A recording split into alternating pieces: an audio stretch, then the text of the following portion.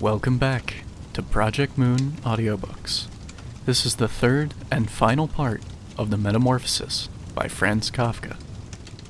The serious injury done to Gregor, which disabled him for more than a month, the apple went on sticking in his body as a visible reminder, since no one ventured to remove it, seemed to have made even his father recollect that Gregor was a member of the family, despite his present unfortunate and repulsive shape, and ought not to be treated as an enemy that, on the contrary, family duty required the suppression of disgust and the exercise of patience, nothing but patience. And although his injury had impaired, probably forever, his powers of movement, and for the time being it took him long minutes to creep across his room like an old invalid, there was no question now of crawling up the wall. Yet in his own opinion he was sufficiently compensated for this worsening of his condition by the fact that toward evening the living room door, which he used to watch intently for an hour or two beforehand, was always thrown open, so that lying in the darkness of his room, invisible to the family, he could see them all at the lamp-lit table and listen to their talk, by general consent as it were, very different from his earlier eavesdropping. True, their intercourse lacked the lively character of former times, which he had always called to mind with a certain wistfulness in the small hotel bedrooms where he had been wont to throw himself down, tired out, on damp bedding. They were now mostly very silent. Soon after supper, his father would fall asleep in his armchair. His mother and sister would admonish each other to be silent. His mother, bending low over the lamp, stitched at fine sewing for an underwear firm. His sister, who had taken a job as a salesgirl, was learning shorthand and French in the evenings on the chance of bettering herself. Sometimes his father woke up, and as if quite unaware that he had been sleeping, said to his mother, "What a lot of sewing you're doing today," and at once fell asleep again, while the two women exchanged a tired smile. With a kind of mulishness, his father persisted in keeping his uniform on even in the house. His dressing gown hung uselessly on its peg, and he slept fully dressed where he sat, as if he were ready for service at any moment, and even here only at the beck and call of his superior. As a result, his uniform, which was not brand new to start with, began to look dirty, despite all the loving care of the mother and sister to keep it clean, and Gregor often spent whole evenings gazing at the many greasy spots on the garment, gleaming with gold buttons always in a high state of polish, in which the old man sat sleeping in extreme discomfort, and yet quite peacefully. As soon as the clock struck 10, his mother tried to rouse his father with gentle words, and to persuade him after that to get into bed, for sitting there he could not have a proper sleep, and that was what he needed most, since he had to go on duty at 6. But with the mulishness that had obsessed him since he became a bank messenger, he always insisted on staying longer at the table, although he regularly fell asleep again, and in the end only with the greatest trouble could be got out of his armchair and into his bed. However insistently Gregor's mother and sister kept urging him with gentle reminders, he would go on slowly shaking his head for a quarter of an hour, keeping his eyes shut, and refused to get to his feet. The mother plucked at his sleeve, whispering endearments in his ear. The sister left her lessons to come to her mother's help, but Gregor's father was not to be caught. He would only sink down deeper in his chair. Not until the two women hoisted him up by the armpits did he open his eyes and look at them both, one after the other, usually with the remark, "This is a life. This is the peace and quiet of my old age." And leaning on the two of them, he would heave himself up, with difficulty, as if he were a great burden to himself, suffer them to lead him as far as the door, and then wave them off and go on alone, while the mother abandoned her needlework and the sister her pen in order to run after him and help him farther. Who could find time, in this overworked and tired-out family, to bother about Gregor more than was absolutely needful? The household was reduced more and more. The servant girl was turned off. A gigantic bony charwoman with white hair flying around her head came in morning and evening to do the rough work. Everything else was done by Gregor's mother, as well as great piles of sewing. Even various family ornaments, which his mother and sister used to wear with pride at parties and celebrations, had to be sold, as Gregor discovered of an evening from hearing them all discuss the prices obtained. But what they lamented most was the fact that they could not leave the flat, which was much too big for their present circumstances, because they could not think of any way to shift Gregor. Yet Gregor saw well enough that consideration for him was not the main difficulty preventing the removal, for they could have easily shifted him in some suitable box with a few air holes in it.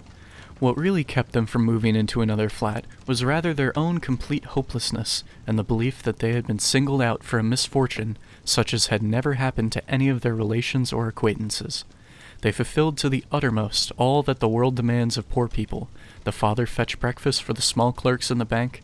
The mother devoted her energy to making underwear for strangers. The sister trotted to and fro behind the counter at the behest of customers. But more than this, they had not the strength to do. And the wound in Gregor's back began to nag at him afresh when his mother and sister, after getting his father into bed, came back again, left their work lying, drew close to each other, and sat cheek by cheek. When his mother, pointing toward his room, said, "Shut that door now, Greta," and he was left again in darkness, while next door the women mingled their tears, or perhaps sat dry-eyed staring at the table. Gregor hardly slept at all by night or by day. He was often haunted by the idea that next time the door opened, he would take the family's affairs in hand again, just as he used to do. Once more, after this long interval, there appeared in his thoughts the figures of the chief and the chief clerk, the commercial travelers and the apprentices, the porter who was so dull-witted, 2 or 3 friends in other firms, a chambermaid in one of the rural hotels, a sweet and fleeting memory, a cashier in a milliner's shop, whom he had wooed earnestly but too slowly.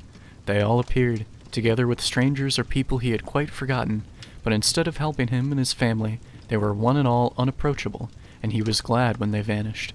At other times he would not be in the mood to bother about his family. He was only filled with rage at the way they were neglecting him, and although he had no clear idea of what he might care to eat, he would make plans for getting into the larder to take the food that was after all his due, even if he were not hungry. His sister no longer took thought to bring him what might especially please him, but in the morning and at noon, before she went to business, hurriedly pushed into his room with her foot any food that was available, and in the evening cleared it out again with one sweep of the broom, heedless of whether it had been merely tasted, or, as most frequently happened, left untouched. The cleaning of his room, which she now did always in the evenings, could not have been more hastily done. Streaks of dirt stretched along the walls. Here and there lay balls of dust and filth. At first Gregor used to station himself in some particularly filthy corner when his sister arrived, in order to reproach her with it, so to speak. But he could have sat there for weeks without getting her to make any improvement. She could see the dirt as well as he did, but she had simply made up her mind to leave it alone. And yet, with a touchiness that was new to her, which seemed anyhow to have infected the whole family, she jealously guarded her claim to be the sole caretaker of Gregor's room. His mother once subjected his room to a thorough cleaning, which was achieved only by means of several buckets of water. All this dampness, of course, upset Gregor too, and he lay widespread, sulky, and motionless on the sofa. But she was well punished for it.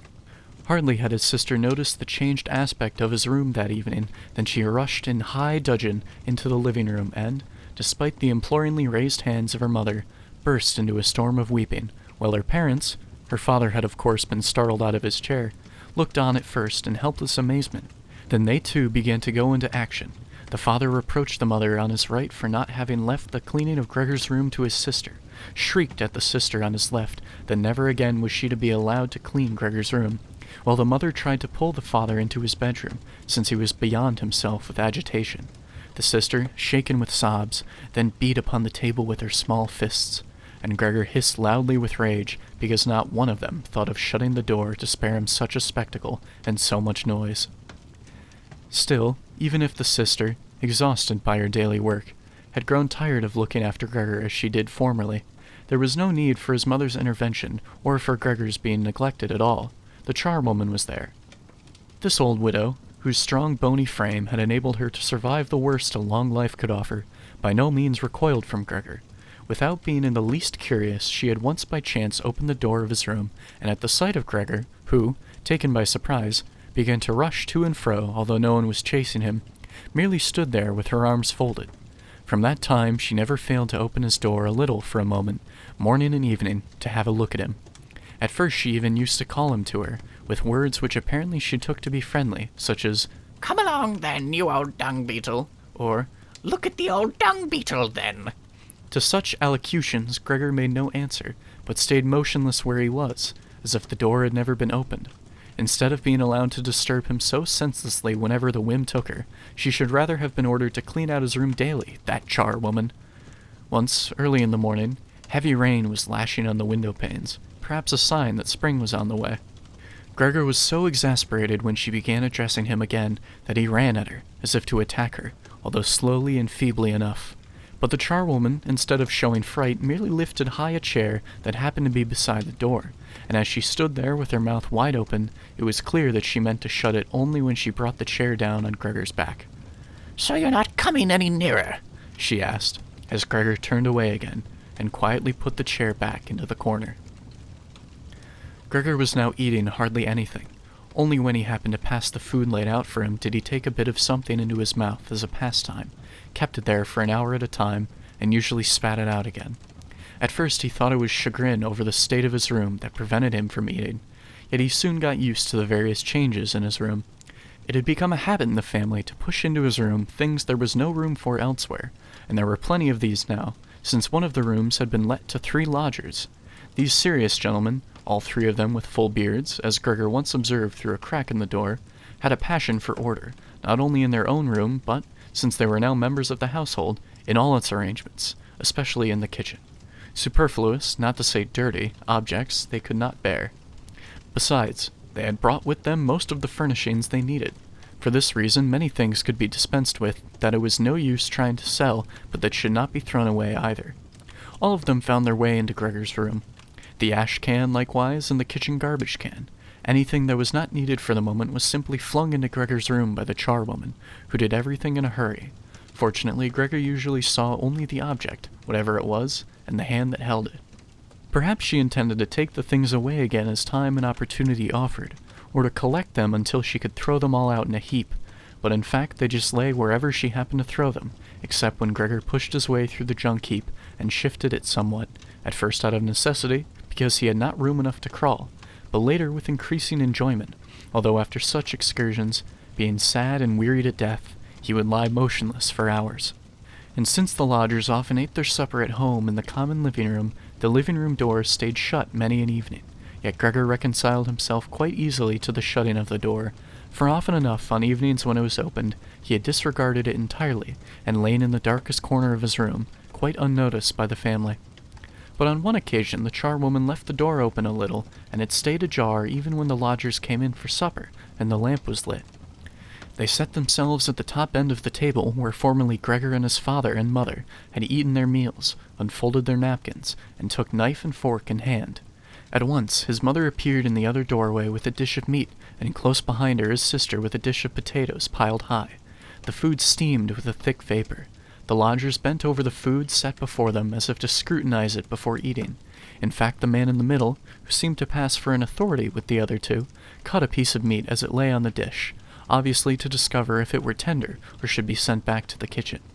He showed satisfaction, and Gregor's mother and sister, who had been watching anxiously, breathed freely and began to smile.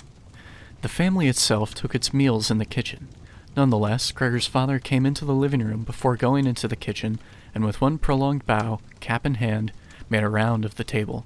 The lodgers all stood up and murmured something in their beards. When they were alone again, they ate their food in almost complete silence. It seemed remarkable to Gregor that among the various noises coming from the table, he could always distinguish the sound of their masticating teeth, as if this were a sign to Gregor that one needed teeth in order to eat, and that with toothless jaws, even of the finest make, one could do nothing. "I'm hungry enough," said Gregor sadly to himself, "but not for that kind of food. How these lodgers are stuffing themselves, and here am I, dying of starvation." On that very evening, during the whole of his time there, Gregor could not remember ever having heard the violin. The sound of violin playing came from the kitchen. The lodgers had already finished their supper. The one in the middle had brought out a newspaper and given the other 2 a page apiece, and now they were leaning back at ease, reading and smoking. When the violin began to play, they pricked up their ears, got to their feet, and went on tiptoe to the hall door where they stood huddled together. Their movements must have been heard in the kitchen, for Gregor's father called out, "Is the violin playing disturbing you, gentlemen? It can be stopped at once." "On the contrary," said the middle lodger. "Could not Fräulein Samsa come and play in this room, beside us, where it is much more convenient and comfortable?" "Oh, certainly," cried Gregor's father, as if he were the violin player. The lodgers came back into the living room and waited. Presently, Gregor's father arrived with the music stand, his mother carrying the music and his sister with the violin. His sister quietly made everything ready to start playing. His parents, who had never let rooms before and so had an exaggerated idea of the courtesy due to lodgers, did not venture to sit down on their own chairs. His father leaned against the door, the right hand thrust between two buttons of his livery coat, which was formally buttoned up. But his mother was offered a chair by one of the lodgers, and, since she left the chair just where he had happened to put it, sat down in a corner to one side. Gregor's sister began to play. The father and mother, from either side, intently watched the movements of her hands. Gregor, attracted by the playing, ventured to move forward a little until his head was actually inside the living room. He felt hardly any surprise at his growing lack of consideration for the others. There had been a time when he prided himself on being considerate, and yet just on this occasion, he had more reason than ever to hide himself, since, owing to the amount of dust that lay thick in his room and rose into the air at the slightest movement, he too was covered with dust. Fluff and hair and remnants of food trailed with him, caught on his back and along his sides. His indifference to everything was much too great for him to turn on his back and scrape himself clean on the carpet, as once he had done several times a day. And in spite of his condition, no shame deterred him from advancing a little over the spotless floor of the living room. To be sure, no one was aware of him. The family was entirely absorbed in the violin playing. The lodgers, however, who first of all had stationed themselves, hands in pockets, much too close behind the music stand so that they could all have read the music, which must have bothered his sister, had soon retreated to the window, half whispering with down-bent heads, and stayed there while his father turned an anxious eye on them. Indeed, they were making it more than obvious that they had been disappointed in their expectation of hearing good or enjoyable violin playing, that they had had more than enough of the performance and only out of courtesy suffered a continued disturbance of their peace. From the way they all kept blowing the smoke of their cigars high in the air through nose and mouth, one could divine their irritation. And yet Gregor's sister was playing so beautifully. Her face leaned sideways. Intently and sadly her eyes followed the notes of music. Gregor crawled a little farther forward and lowered his head to the ground so that it might be possible for his eyes to meet hers. Was he an animal, that music had such an effect upon him? He felt as if the way were opening before him to the unknown nourishment he craved. He was determined to push forward till he reached his sister, to pull at her skirt and so let her know that she was to come into his room with her violin, for no one here appreciated her playing as he would appreciate it. He would never let her out of his room, at least, not so long as he lived. His frightful appearance would become, for the first time, useful to him. He would watch all the doors of his room at once and spit at intruders, but his sister should need no constraint. She should stay with him of her own free will. She should sit beside him on the sofa, bend down her ear to him, and hear him confide that he had had the firm intention of sending her to the conservatorium, and that, but for his mishap, last Christmas, surely Christmas was long past, he would have announced it to everybody without allowing a single objection. After this confession, his sister would be so touched that she would burst into tears, and Gregor would then raise himself to her shoulder and kiss her on the neck, which, now that she went to business, she kept free of any ribbon or collar. "Mr. Samsa!" cried the middle lodger to Gregor's father, and pointed, without wasting any more words, at Gregor, now working himself slowly forward. The violin fell silent. The middle lodger first smiled to his friends with a shake of the head, and then looked at Gregor again. Instead of driving Gregor out, his father seemed to think it more needful to begin by soothing down the lodgers, although they were not at all agitated, and apparently found Gregor more entertaining than the violin playing. He hurried toward them, and, spreading out his arms, tried to urge them back into their own room, and at the same time to block their view of Gregor. They now began to be really a little angry. One could not tell whether because of the old man's behavior, or because it had just dawned on them that all unwittingly they had such a neighbor as Gregor next door. They demanded explanations of his father. They waved their arms like him, tugged uneasily at their beards, and only with reluctance backed toward their room. Meanwhile, Gregor's sister, who stood there as if lost when her playing was so abruptly broken off, came to life again, pulled herself together all at once after standing for a while, holding violin and bow in nervelessly hanging hands and staring at her music, pushed her violin into the lap of her mother, who was still sitting in her chair fighting asthmatically for breath, and ran into the lodger's room, to which they were now being shepherded by her father rather more quickly than before. One could see the pillows and blankets on the beds flying under her accustomed fingers and being laid in order. Before the lodgers had actually reached their room, she had finished making the beds and slipped out. The old man seemed once more to be so possessed by his mulish self-assertiveness that he was forgetting all the respect he should show to his lodgers. He kept driving them on until in the very door of the bedroom, the middle lodger stamped his foot loudly on the floor and so brought him to a halt. "I beg to announce," said the lodger, lifting one hand and looking also at Gregor's mother and sister, "that because of the disgusting conditions prevailing in this household and family," here he spat at the floor with emphatic brevity, "I give you notice on the spot. Naturally, I won't pay you a penny for the days I have lived here. On the contrary, I shall consider bringing an action for damages against you, based on claims, believe me, that will be easily susceptible of proof." He ceased and stared straight in front of him, as if he expected something. In fact, his two friends at once rushed into the breach with these words, "And we too give notice on the spot." On that he seized the door handle and shut the door with a slam. Gregor's father, groping with his hands, staggered forward and fell into his chair. It looked as if he were stretching himself there for his ordinary evening nap, but the marked jerkings of his head, which were as if uncontrollable, showed that he was far from asleep. Gregor had simply stayed quietly all the time on the spot where the lodgers had espied him. Disappointment at the failure of his plan, perhaps also the weakness arising from extreme hunger, made it impossible for him to move. He feared, with a fair degree of certainty, that at any moment the general tension would discharge itself in a combined attack upon him, and he lay waiting. He did not react even to the noise made by the violin as it fell off his mother's lap from under her trembling fingers and gave out a resonant note. "My dear parents," said his sister, slapping her hand on the table by way of introduction. "Things can't go on like this. Perhaps you don't realize that, but I do. I won't utter my brother's name in the presence of this creature, and so all I say is, we must try to get rid of it. We've tried to look after it and to put up with it as far as is humanly possible, and I don't think anyone could reproach us in the slightest." "She is more than right," said Gregor's father to himself. His mother, who was still choking for lack of breath, began to cough hollowly into her hand, with a wild look in her eyes. His sister rushed over to her and held her forehead. His father's thoughts seemed to have lost their vagueness at Greta's words. He sat more upright, fingering his service cap that lay among the plates still lying on the table from the lodger's supper, and from time to time looked at the still form of Gregor.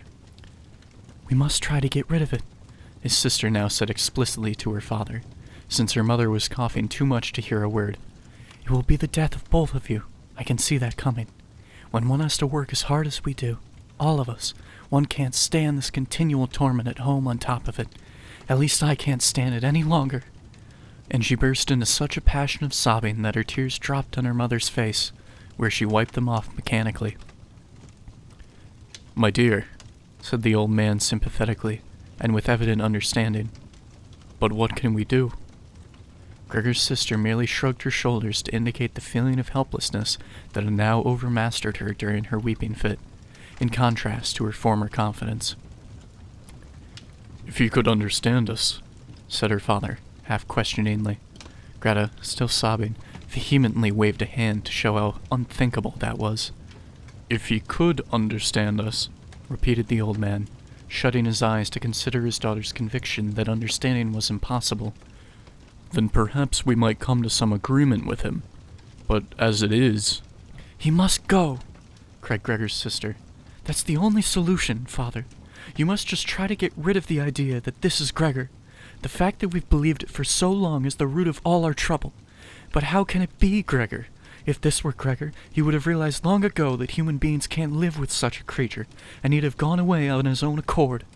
Then we wouldn't have any brother, but we'd be able to go on living and keep his memory in honor. As it is, this creature persecutes us, drives away our lodgers, obviously wants the whole apartment to himself, and would have us all sleep in the gutter. Just look, Father!" she shrieked all at once. "He's at it again!"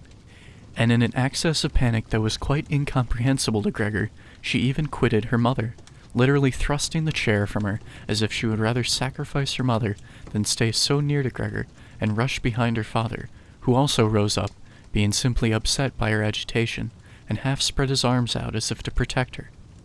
Yet Gregor had not the slightest intention of frightening anyone, far less his sister.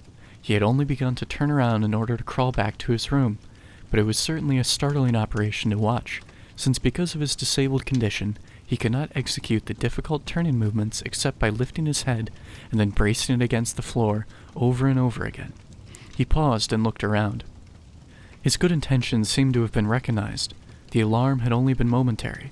Now they were all watching him in melancholy silence. His mother lay in her chair, her legs stiffly outstretched and pressed together, her eyes almost closing for sheer weariness. His father and his sister were sitting beside each other, his sister's arm around the old man's neck. Perhaps I can go on turning around now, thought Gregor, and began his labors again. He could not stop himself from panting with the effort, and had to pause now and then to take breath. Nor did anyone harass him. He was left entirely to himself. When he had completed the turnaround, he began at once to crawl straight back. He was amazed at the distance separating him from his room, and could not understand how in his weak state he had managed to accomplish the same journey so recently, almost without remarking it. Intent on crawling as fast as possible, he barely noticed that not a single word, not an ejaculation from his family, interfered with his progress. Only when he was already in the doorway did he turn his head around, not completely, for his neck muscles were getting stiff, but enough to see that nothing had changed behind him except that his sister had risen to her feet. His last glance fell on his mother, who was not quite overcome by sleep. Hardly was he well inside his room when the door was hastily pushed shut, bolted, and locked. The sudden noise in his rear startled him so much that his little legs gave beneath him. It was his sister who had shown such haste. She had been standing ready waiting, and had made a light spring forward. Gregor had not even heard her coming, and she cried, "At last!" to her parents as she turned the key in the lock. "And what now?" said Gregor to himself, looking around in the darkness. Soon he made the discovery that he was now unable to stir a limb. This did not surprise him. Rather, it seemed unnatural that he should ever actually have been able to move on these feeble legs. Otherwise, he felt relatively comfortable. True, his whole body was aching, but it seemed that the pain was gradually growing less and would finally pass away. The rotting apple in his back and the inflamed area around it, all covered with soft dust, already hardly troubled him. He thought of his family with tenderness and love. The decision that he must disappear was one that he held to even more strongly than his sister, if that were possible. In this state of vacant and peaceful meditation he remained until the clock tower struck 3 in the morning. The first broadening of light in the world outside the window entered his consciousness once more. Then his head sank to the floor of its own accord, and from his nostrils came the last faint flicker of his breath. When the charwoman arrived early in the morning, what between her strength and her impatience she slammed all the doors so loudly, never mind how often she had been begged not to do so, that no one in the whole apartment could enjoy any quiet sleep after her arrival. She noticed nothing unusual as she took her customary peep into Gregor's room. She thought he was lying motionless on purpose, pretending to be in the sulks. She credited him with every kind of intelligence. Since she happened to have the long-handled broom in her hand, she tried to tickle him up with it from the doorway. When that too produced no reaction, she felt provoked and poked at him a little harder, and only when she had pushed him along the floor without meeting any resistance was her attention aroused. It did not take her long to establish the truth of the matter, and her eyes widened. She let out a whistle, yet did not waste much time over it, but tore open the door of the Sams's bedroom and yelled into the darkness at the top of her voice, Just look at this. It's dead. It's lying here dead and done for. Mr. and Mrs. Samsa started up in their double bed, and before they realized the nature of the charwoman's announcement, had some difficulty in overcoming the shock of it. But then they got out of bed quickly, one on either side, Mr. Samsa throwing a blanket over his shoulders, Mrs. Samsa in nothing but her nightgown. In this array they entered Gregor's room. Meanwhile, the door of the living room opened, too, where Greta had been sleeping since the advent of the lodgers. She was completely dressed as if she had not been to bed, which seemed to be confirmed also by the paleness of her face. "Dead?" said Mrs. Samsa, looking questioningly at the charwoman, although she would have investigated for herself, and the fact was obvious enough without investigation. I should say so, said the charwoman, proving her words by pushing Gregor's corpse a long way to one side with her broomstick. Mrs. Samsa made a movement as if to stop her, but checked it. "Well," said Mr. Samsa, "now thanks be to God." He crossed himself, and the 3 women followed his example. Greta, whose eyes never left the corpse, said, "Just see how thin he was. It's such a long time since he's eaten anything." The food came out again just as it went in. Indeed, Gregor's body was completely flat and dry, as could only now be seen when it was no longer supported by the legs, and nothing prevented one from looking closely at it. "Come in beside us, Greta, for a little while," said Mrs. Samsa with a tremulous smile, and Greta, not without looking back at the corpse, followed her parents into their bedroom. The charwoman shut the door and opened the window wide. Although it was so early in the morning that a certain softness was perceptible in the fresh air, after all, it was already the end of March. The three lodgers emerged from their room and were surprised to see no breakfast. They had been forgotten. "Where's our breakfast?"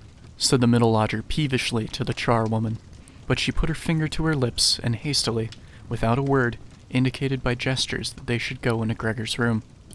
They did so and stood, their hands in the pockets of their somewhat shabby coats, around Gregor's corpse in the room where it was now fully light. At that, the door of the Samsa's bedroom opened, and Mr. Samsa appeared in his uniform, his wife on one arm, his daughter on the other. They all looked a little as if they had been crying. From time to time, Greta hid her face on her father's arm. "Leave my house at once," said Mr. Samsa, and pointed to the door without disengaging himself from the women. "What do you mean by that?" said the middle lodger, taken somewhat aback, with a feeble smile. The two others put their hands behind them and kept rubbing them together, as if in gleeful expectation of a fine set-to in which they were bound to come off the winners. "I mean just what I say," answered Mr. Samsa, and advanced in a straight line with his two companions toward the lodger. He stood his ground at first quietly, looking at the floor as if his thoughts were taking a new pattern in his head. "Then let us go, by all means," he said, and looked up at Mr. Samsa as if in a sudden access of humility he were expecting some renewed sanction for this decision. Mr. Samsa merely nodded briefly once or twice with meaning eyes. Upon that, the lodger really did go with long strides into the hall. His two friends had been listening and had quite stopped rubbing their hands for some moments and now went scuttling after him as if afraid that Mr. Samsa might get into the hall before them and cut them off from their leader. In the hall, they all three took their hats from the rack, their sticks from the umbrella stand, bowed in silence, and quitted the apartment. With a suspiciousness that proved quite unfounded, Mr. Samsa and the two women followed them out to the landing. Leaning over the banister, they watched the three figures slowly but surely going down the long stairs, vanishing from sight at a certain turn of the staircase on every floor, and coming into view again after a moment or so. The more they dwindled, the more the Samsa family's interest in them dwindled, and when a butcher's boy met them and passed them on the stairs, coming up proudly with a tray on his head, Mr. Samsa and the two women soon left the landing, and as if a burden had been lifted from them, went back into their apartment. They decided to spend this day in resting and going for a stroll. They had not only deserved such a respite from work, but absolutely needed it, and so they sat down at the table and wrote 3 notes of excuse, Mr. Samsa to his board of management, Mrs. Samsa to her employer, and Greta to the head of her firm. While they were writing, the charwoman came in to say that she was going now, since her morning's work was finished. At first they only nodded without looking up, but as she kept hovering there, they eyed her irritably. "Well," said Mr. Samsa.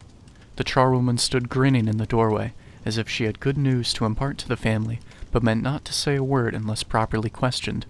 The small ostrich feather standing upright on her hat, which had annoyed Mr. Samsa ever since she was engaged, was waving gaily in all directions. "Well, what is it then?" asked Mrs. Samsa, who obtained more respect from the charwoman than the others. "Oh," said the charwoman, giggling so amiably that she could not at once continue. "just this. You don't need to bother about how to get rid of the thing next door. It's been seen to already." Mrs. Samsa and Greta bent over their letters again, as if preoccupied. Mr. Samsa, who perceived that she was eager to begin describing it all in detail, stopped her with a decisive hand. But since she was not allowed to tell her story, she remembered the great hurry she was in, obviously deeply huffed. "Bye, everybody," she said, whirling off violently, and departed with a frightful slamming of doors. "She'll be given notice tonight," said Mr. Samsa, but neither from his wife nor his daughter did he get any answer, for the charwoman seemed to have shattered again the composure they had barely achieved. They rose, went to the window, and stayed there, clasping each other tight, Mr. Samsa turned in his chair to look at them and quietly observe them for a little. Then he called out, "Come along now, do. Let bygones be bygones, and you might have some consideration for me." The two of them complied at once, hastened to him, caressed him, and quickly finished their letters. Then they all three left the apartment together, which was more than they had done for months, and went by tram into the open country outside the town. The tram, in which they were the only passengers, was filled with warm sunshine. Leaning comfortably back in their seats, they canvassed their prospects for the future, and it appeared on closer inspection that these were not at all bad, for the jobs they had got, which so far they had never really discussed with each other, were all three admirable and likely to lead to better things later on. The greatest immediate improvement in their condition would of course arise from moving to another house. They wanted to take a smaller and cheaper, but also better situated and more easily run apartment than the one they had, which Gregor had selected. While they were thus conversing, it struck both Mr. and Mrs. Samsa almost at the same moment, as they became aware of their daughter's increasing vivacity, that in spite of all the sorrow of recent times, which had made her cheeks pale, she had bloomed into a pretty girl with a good figure. They grew quieter and half unconsciously exchanged glances of complete agreement, having come to the conclusion that it would soon be time to find a good husband for her, and it was like a confirmation of their new dreams and excellent intentions that at the end of their journey, their daughter sprang to her feet first and stretched her young body.